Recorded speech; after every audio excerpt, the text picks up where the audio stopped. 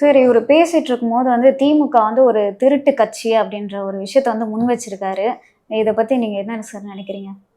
அதாவது தான் திருடன் அசல் வீடு நம்ப மாட்டான் அப்படிங்கிற ஒரு பழமொழி கேள்விப்பட்டிருக்கேல்ல.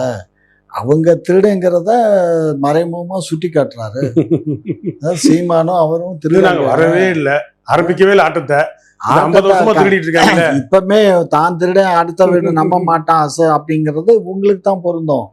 நாங்க திருட்டு கட்சி இல்ல, நாங்க தான் திராவிட மாடல் அரசு, திராவிட முன்னேற்ற கழகம் 1948 முதல் 49 முதல் இந்த நிமிடம் வரை ஆளுகின்ற அரசாக, ஆண்டு கொண்டு இருக்க அரசாக, மக்களின் சேவை செய்து கொண்டு இருக்கக்கூடிய எங்களை பார்த்து எந்த விதமான தகுதியும் இவங்களுக்கு இல்ல.